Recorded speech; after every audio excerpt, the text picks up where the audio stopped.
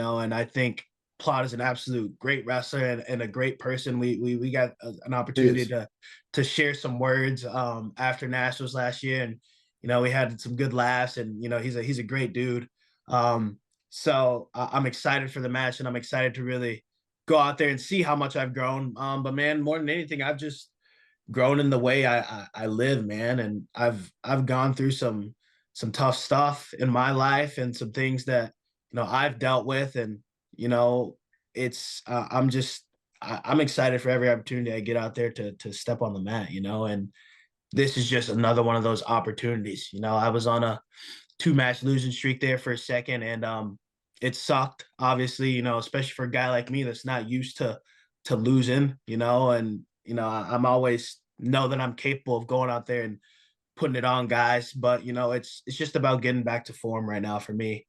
I had some tough stuff in December that I went through, and a lot of people don't know about, but I'm going to use the platform while I have it. A lot of people don't know about the whole soldier salute thing. But the funny part was that it wasn't because I didn't wrestle because I just didn't want to wrestle him. I didn't wrestle because I didn't know if I was going to be here the next day. So I spent my night in the crisis unit here at the university hospital.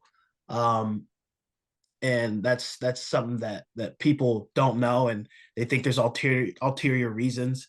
But man, I was in a dark place and was having trouble with my mental health, and that's why I will fight tooth and nail for Tom and Terry, because that was their decision.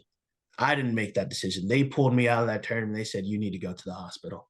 Um, so I'm forever in debt to those guys, because I don't know if I'd be here if it wasn't for them making that tough decision, that tough call. And they know I could have competed. They know I would have went out there, and me and Angelo would have put on a hell of a show.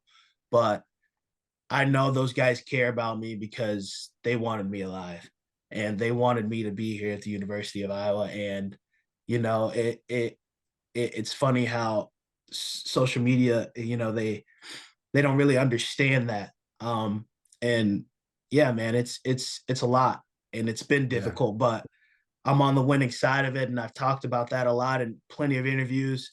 And I'm feeling good, and I'm getting back to form. These guys care about me a lot, and I'm just excited to get back to form on Sunday at freaking 9:30 p.m. Central Time. And I got a good feeling I'm gonna be back into that form. So it's gonna be fun, and Plot's a freaking electric guy who's gonna go out there. He's gonna push me to my brink. Um, but the good thing about it is that I've already seen the end, and I'm ready to go out there and battle. So let's do it. Yeah. Man, I don't think I don't think enough gets said about mental health in our sport. I think far too often we get caught up in, oh, rub some dirt on it. You're fine. You're fine. Talk to me a little bit about how, how this sport has either equipped you or ill-equipped you to deal with mental health in your own life. Sometimes I think it ill-equips us, you know? Like a lot of coaches do say, just rub some dirt on it, figure it out, you'll be fine. When in actuality, we do need to talk about mental health in this sport. It's funny because you would think the coaches that would do that would be my own. Right, and right, right, that's right, what right. and 100%. that's what people think about, man. And it's funny that it's funny that people think that, because I'm on the other side of it, and I've seen it firsthand, that's not the case.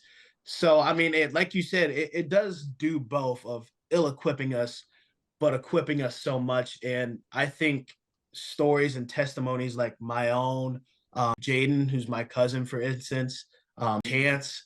I mean, I really think stories like that encourage kids and guys in college and guys who are on the senior level to take it seriously, because this stuff will kick your ass if you don't. And I've seen it kick my ass, and it's put me down in the dirt before. I know what it's like to wrestle and be blank, like have not a single thought on your mind, and you're just wrestling just to feel something again, and it's so not talked about enough. Mhm. But I hope that me saying what I did, encourages the next kid, the next wrestler, that if they are going through a tough time, that you can get through it as long as you take it seriously.